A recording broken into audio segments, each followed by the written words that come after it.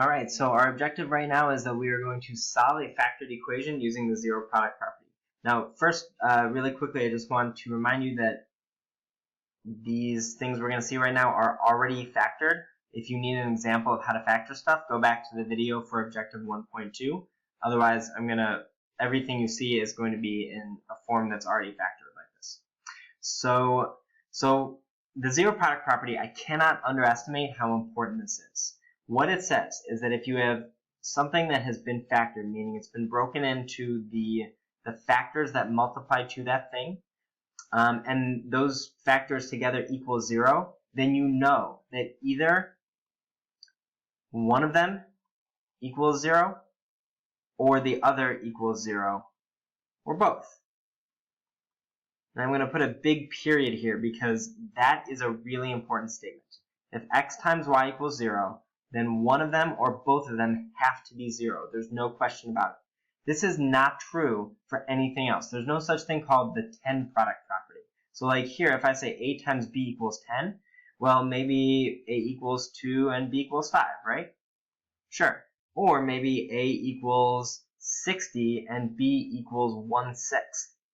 Or maybe a equals -1 and b equals -10. There's no pattern here. There's no thing that I can say for sure has to be true about either a or b. The zero product property is the only, or 0 itself is the only number for which, if you have a pair of factors that multiply to 0, you can definitively state something about at least one of them. With that in mind, look at this equation. I have two factors, and those factors together equal 0. That means I know without a doubt that either x plus 5 equals 0, or x minus 4 equals 0, or maybe both. And we're going to assume it's both, just for algebraic purposes. So I have two equations that I can solve. This is quite straightforward. I subtract 5 on both sides, and I get x equals -5. And I add 4 on both sides, and I get x is equal to +4. So this is my answer. Either x is -5 or x is 4. That's it. I've only got one more example for you right now.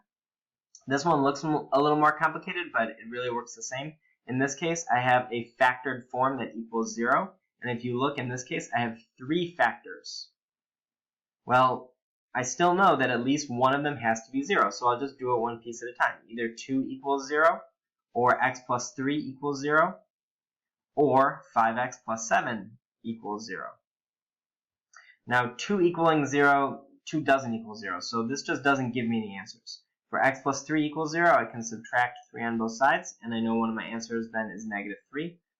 And then for 5x plus 7 equals 0, I'll subtract 7 on both sides. I get 5x equals -7, and then I'll divide by 5 on both sides, and I'll get x is equal to -7/5. So in this particular case, I have x is equal to -3, or x is equal to -7/5. Now, when we first start using this, most of the time we'll have 2 answers, but it is possible to have 1 answer or no answers, and later in the year you'll see we can have an infinite amount of answers too, depending on the factored equation. So that is it. We have solved factored equations using the zero product property.